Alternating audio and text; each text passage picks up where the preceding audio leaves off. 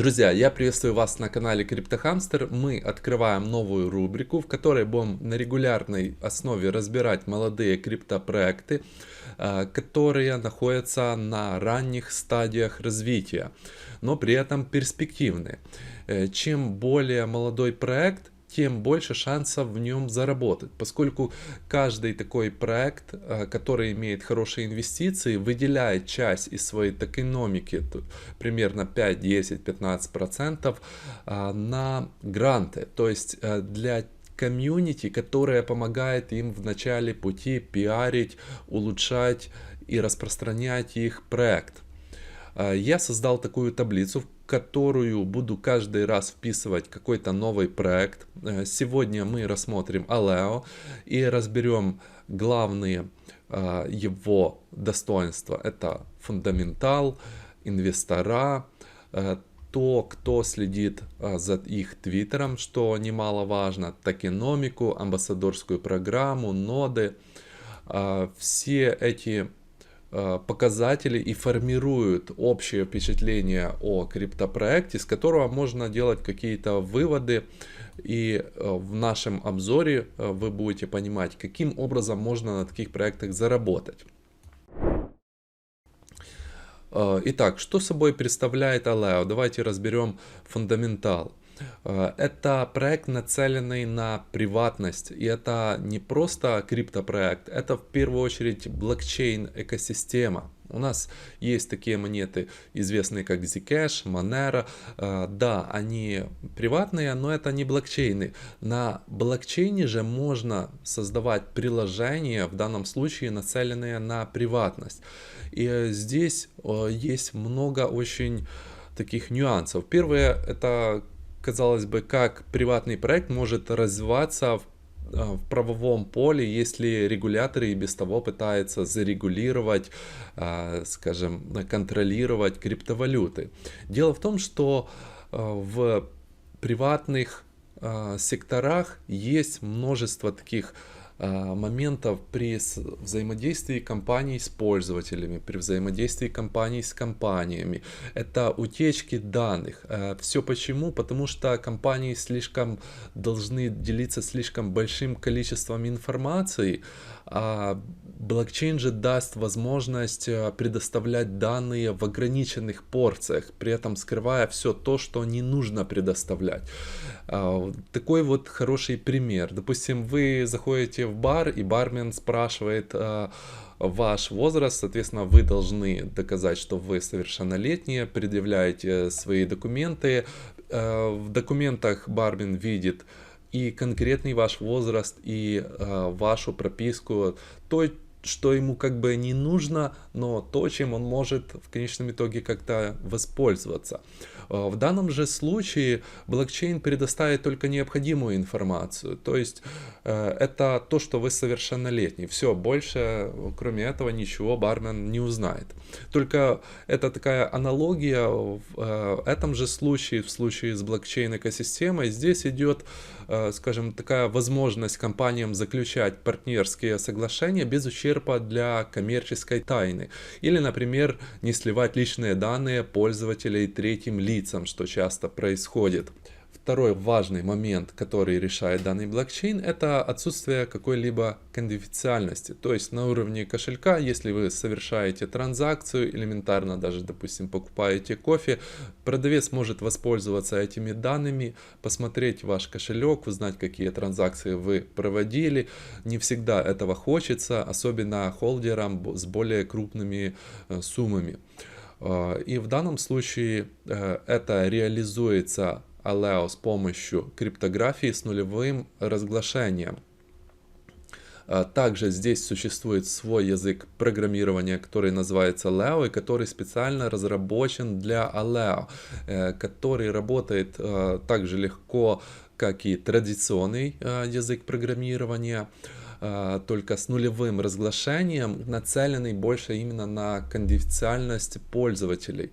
Здесь также существует свой созданный алгоритм консенсуса, это Proof of Succinct Work, который по сути собой являет тот же, что и биткоин, но в свою очередь также более нацелен на решение проблем конфиденциальности. По каждому важному пункту я оставляю вот такую вот ссылку, скрепочку, нажав на которую вы сможете перейти в источник и ознакомиться более детально, допустим, с этим же алгоритмом консенсуса в данном случае. Еще один важный пункт — это то, что благодаря приватному блокчейну нет возможности опережения транзакций. Есть такой момент, когда вы, допустим, совершаете транзакцию, но кто-то видит вашу транзакцию и хочет совершить ее первым, тем самым получив выгоду от того, что у него будет меньше проскальзывания, например. И при этом он платит чуть больше комиссию, но вперед вас сделает транзакции. И в принципе в этом алгоритме консенсуса разработан расчет транзакций таким образом, расчет комиссии транзакций, что они рассчитываются наперед, не по окончанию, а еще до начала. С этим также можно более детально ознакомиться здесь про алгоритм консенсуса и в языке программирования, который называется Leo. Второй важный раздел — это инвесторы, и здесь он очень важен, потому что проект уже инвестировано 228 миллионов долларов, проект, который находится на ранней стадии. Причем последний раунд инвестирования прошел буквально недавно, 2 месяца назад, в феврале 2022 было доинвестировано 200 миллионов. И здесь самый топовый набор инвесторов — это Quora, SoftBank Vision Fund, это топовые инвесторы в данном раунде, и стандартный набор топовых инвесторов: Andreessen Horowitz, Shove Ventures, Coinbase Ventures, Polychain Capital, Galaxy Digital. Я опять нажимаю уже на скрепочку, на ссылку источника. Нас перебрасывает на сайт Crunchbase. Это сайт, где можно удобно мониторить инвесторов. Здесь мы можем полную информацию узнать об инвестициях. Правда, полная информация будет доступна при платной подписке, которая достаточно дорогая. Но из тех данных, которые здесь даются, уже можно узнать практически все, что нужно. Нажимаю на инвестиции. Здесь сразу открываются раунды, и можно по раундам посмотреть, в каком раунде кто инвестировал. Следующий важный раздел — это то, кто отслеживает твиттер проекта. В данном случае отслеживает 105 ведущих криптотвиттеров. Есть такой специальный сайт, называется CoinsGuru, на котором удобно можно посмотреть, кто на кого подписан в сфере криптовалют. Здесь мы видим, чем более эта полоса заполненная, чем больше твиттеров известных подписано, тем она более заполненная и зеленая. Мы можем перейти в раздел SEOs, посмотреть, какие фаундеры, кофаундеры подписаны. Я выписал прям таблицу самые такие популярные, допустим, генеральный партнер Andreessen Horowitz, который входит еще в совет директоров Coinbase, также сооснователь Solana Labs, ведущий специалист стратегии в Uniswap, бывший аналитик, исследователь The Block, основатель Electric Capital, известный криптожурналист Лаура Шин, которая в данном рейтинге занимает первое место, имеет более 200 тысяч подписчиков, соучредитель ZeroX, и еще 2 месяца назад было подписано примерно 80 твиттеров, то есть, ну, это, конечно же, хороший показатель. Следующий раздел, к которому мы переходим, это токеномика проекта. Давайте разберем ее более детально по ссылочке, указанной в таблице. Я перехожу в официальный источник экономики проекта. Здесь мы видим, что всего будет 2 миллиарда токенов выпущено. Как видно, в самом начале уже будет доступен 1 миллиард. И на протяжении 15 лет будет высвобождаться, разблокироваться еще миллиард. Таким образом, через 15 лет будет разблокировано 2 миллиарда. Давайте посмотрим распределение токенов. За первых 5 лет 57% получат бэкеры, то есть фонды, которые мы только что рассматривали, которые инвестируют в проект. Это достаточно большая сумма, большой процент. 20% отойдет команде, 15% будет продано с публичных сейлов, то есть ICO, IDO. Ну, скажем, вот на CoinList'е вот тот кусочек маленький, за который будут все бороться, стоять в невероятных очередях, они будут покупать вот этот кусочек в 3-5 раз дороже, чем фонды. И 8% гранды. Вот этот раздел нас больше всего интересует, потому что в проектах на ранних стадиях можно заработать с помощью амбассадорских программ, с помощью тестнета.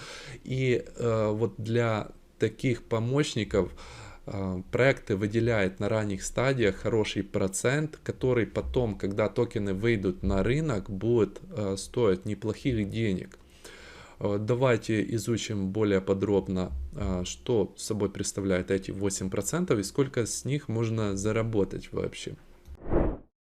И переходим в следующий, наиболее интересующий нас раздел, это амбассадорская программа, то есть то, как мы, собственно, сможем заработать на этом криптопроекте. В любом криптопроекте, чтобы получить информацию об амбассадорке, нужно подписаться на Discord. Именно в Discord есть и вся необходимая информация. Я перехожу по ссылочке, уже здесь подписан. Вам при первой подписке на сервер необходимо будет нажать что-то для верификации, и дальше вам доступны станут все разделы.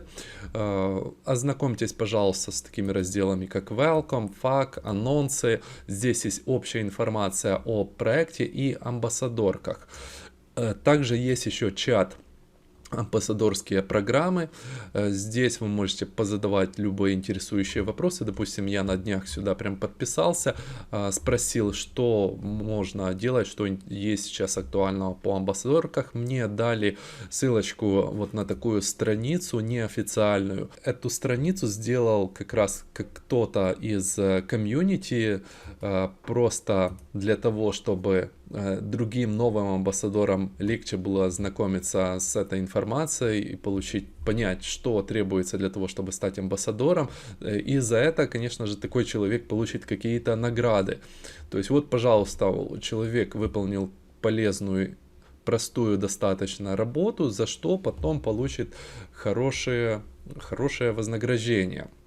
Вы сами можете эту страницу прочесть, ссылочку я оставил, вот здесь она находится. И также есть ссылка, которая ведет прямо на официальный источник. Давайте ее откроем. И в первую очередь ознакомимся с тем, что в принципе требуется от амбассадора, какую пользу он может приносить, за что он будет получать токены. Первое — это создание уникального контента, написание блогов, также снятие видеоблогов, допустим, собственно, то, чем я сейчас занимаюсь. Это участие в коде, это участие в тестнетах, в нодах, это даже написание статьи там о их коде, это написание о конкурентах Aleo, перевод какого-то контента. Допустим, элементарно вы можете взять данный блог, который на английском изначально, который создал человек для того, чтобы другие знакомились с амбассадорками, и перевести его на русский. Сделать такую же страницу и за это попытаться стать амбассадором. На данный момент набор в амбассадорскую программу закрыт. Последний был набор в марте, и следующий будет в мае. То есть у нас сейчас начало мая, как раз вот в этом месте где-то будет объявление. Поэтому стоит подписаться на Discord и на блог. Вот также ссылочку блога новостного я оставил вот здесь, и отслеживать. Собственно, это не означает, что нужно сидеть и просто ждать, ничего до этого не делать. Даже когда вы будете подавать заявку на амбассадорство, вас будут спрашивать, что вы сделали уже полезного для данного проекта или для других проектов. То есть вы можете создавать вот такое себе портфолио. И, допустим, даже элементарно то, что я, собственно, снял это видео, показал, то, что я сделал даже вот такую таблицу, которую вы сейчас видите, это уже большие плюсы для меня, как для потенциального амбассадора. Давайте вернемся теперь к токеномике, к эмиссии токенов, среди которых 8% будут распределены как гранды среди вот таких вот помощников на ранних стадиях, в том числе амбассадоров. В эти 8% относятся не только амбассадоры. Здесь вам и майнеры, которые занимаются тестнетом. Здесь есть также целая программа грантов. Допустим, программисты, которые будут помогать находить всякие уязвимости, совершенствовать код, они будут получать вознаграждение. Также есть стимулирование тестовой сети. Также 1,5% будет распределено среди майнеров. Это 15 миллионов токенов Aleo, причем 5 миллионов токенов сразу получат 100 лучших майнеров. И у нас есть еще программа вознаграждения Bounty, то есть среди тех, кто будет помогать устранять ошибки в коде, находить уязвимости, в целом улучшать код. И таким образом, если мы посмотрим сюда, то 8% кажется слишком небольшой цифрой для распределения сразу между разными категориями и программистов, и тестировщиков. Причем 1% грантов останется нетронутым даже спустя 5 лет. Но даже если на амбассадорке чисто будет выделено 1-2%, это солидная сумма, с помощью которой можно заработать и 50, и возможно 100 тысяч долларов каждому амбассадору. Потенциал проекта примерно это топ-30, топ-40, скажем, от 2 до 4 миллиардов долларов по текущей ситуации на рынке. То есть это может быть в зависимости от тренда и больше, и немного меньше. Но допустим, даже если мы возьмем 2 миллиарда, то 1-2% от 2 миллиардов это примерно 20-40 плюс-минус миллионов долларов, которые будут распределены, к примеру, между амбассадорами, что является достаточно солидной суммой.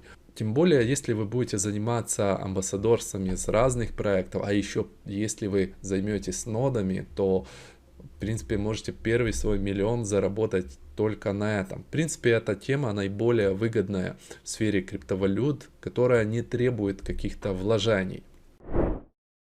Я подошел к концу, данный разбор был в начале мая, я дату отметил. Эту таблицу вы сможете найти по ссылке в описании. И также обязательно подписывайтесь на наш телеграм-канал, который существует 5 лет. Там я выкладываю чаще, больше полезной информации. И всем хорошего дня!